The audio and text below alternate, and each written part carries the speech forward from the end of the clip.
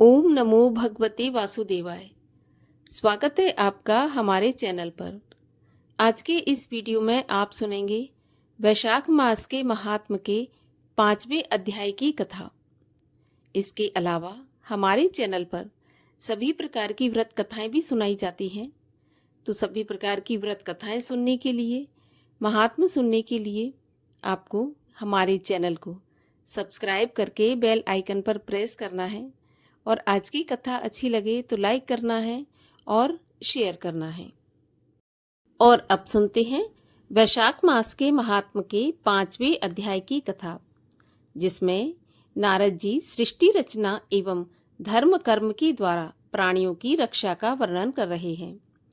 नारद जी कहने लगे, राजन, वैशाख मास सब धर्मों से, सब प्रकार के तपों से, सब महीनों से और सब प्रकार के दानों से अधिक उत्तम है।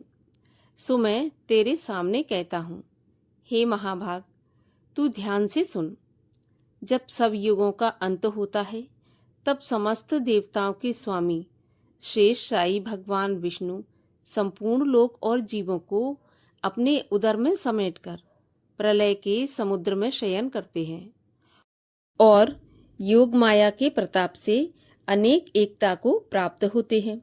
एक निमेष व्यतीत होने पर वेद प्रार्थना करके भगवान को जगाते हैं। तब भगवान ने अपने उदर में स्थित जीवों की जो रक्षा की थी, उन्हें अपने किए कर्मों का फल देने की इच्छा से सृष्टि के रचने का मन में विचार करने लगे। तब विष्णु भगवान की नाभि से त्रिलोकी का आधार रूप स्वर्णमय कमल उत्पन्न हुआ।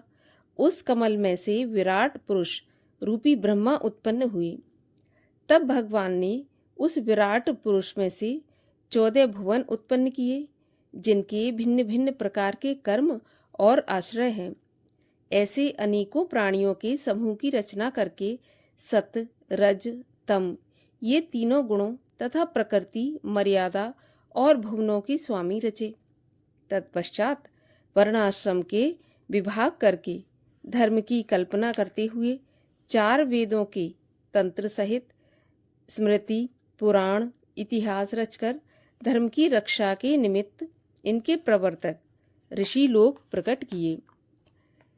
इन ऋषियों ने अलग अलग वर्णों के अलग अलग धर्म प्रवृत्त किए, जिन पर सब प्रजा श्रद्धा के साथ आचरण करने लगी।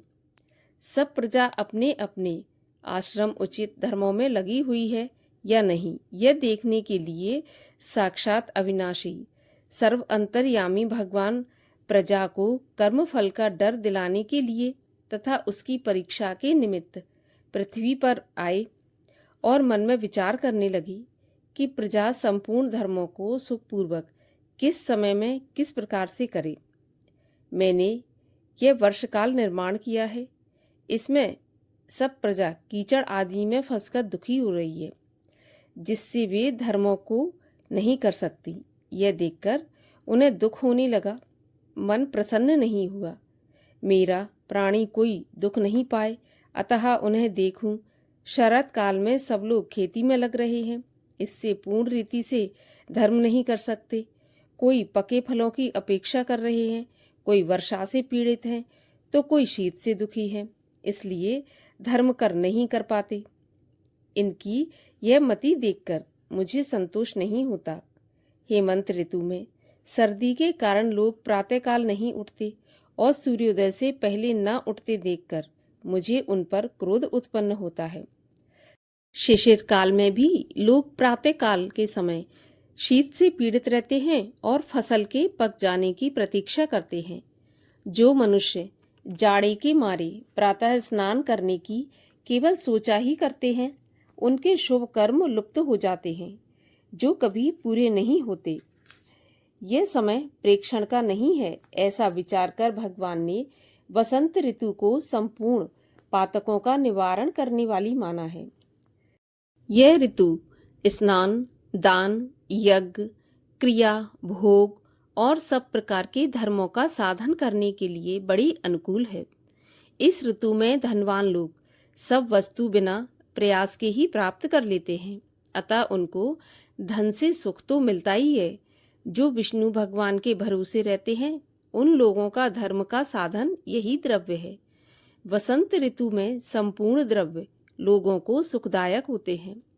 इस ऋतु में दान योग्य, धर्म योग्य और सब कुछ भोगने योग्य निर्धन, लूले, लंगड़े, व्याकुल और महात्माओं को संपूर्ण द्रव्य तथा जल आदि सुलभ है, इसमें संशय नहीं है।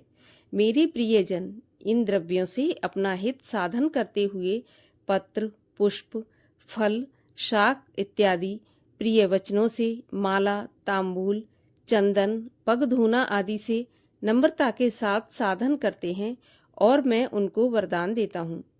ऐसा कहते हुए विष्णु भगवान लक्ष्मी सहित चारों ओर वन देखते हुए आगे चले, जहाँ अनेक प्रकार के फूल खिल रहे हैं तथा हृष्ट पुष्ट प्राणी रह रहे हैं और मतवाले भ्रमर एवं पक्षी विचर रहे हैं। इस प्रकार ग्रामवासियों के बहुमूल आश्रमों के आंगन, उद्यान और स्थल लक्ष्मी जी को दिखाने लगे, जिनकी देवता, मुनीश्वर, सिद्ध, चारण, गंधर्व, किन्नर, नाग, राक्षस आदि स्तुति करते हैं। ऐसे वर्ण आश्रम वासियों के घरों में जाकर मीन की संक्रांति से कर्क की संक्रांति तक लक्ष्मी और सब देवताओं सहित भगवान निवास करके लोगों के कर्मों और अकर्मों का निरीक्षण करते हैं। वे धर्माचरण करने वाले पुरुषों की मनोकामना पूरी कर देते हैं और जो मद में उन्मत्त है उन लोगों की आयु तथा धन आदि को हर लेते हैं। जो वैशाख में भगवान की पूजा करते हैं तथा जल मूर्ति रूप साधु महात्माओं की सेवा करते हैं और अन्य महीनों में नहीं करते, उनके अपराध को भगवान क्षमा कर देते हैं।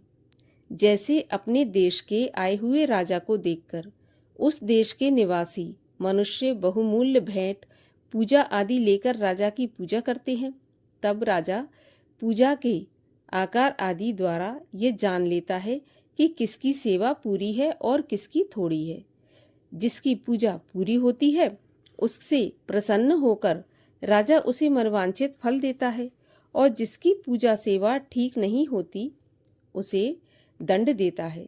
ऐसे ही विष्णु भगवान वैशाख मास में जो विधि सहित पूजा करते हैं उन्हें मनवांछित फल देते हैं और जो ठीक प्रकार से नहीं करते उनके धन आदि को हर लेते हैं। धर्म के रक्षक देव शारंगधर विष्णु भगवान इस मास में प्राणियों की परीक्षा करते हैं, इसलिए यह महीना सबसे उत्तम बताया गया है। इस प्रकार वैशाख मास के महात्म के 5वें अध्याय की कथा का समापन यहीं पर होता है और आगे की कथाएं सुनने के लिए आप चैनल को सब्सक्राइब अवश्य कर लीजिए और आज की कथा को लाइक करके शेयर भी कर दीजिए।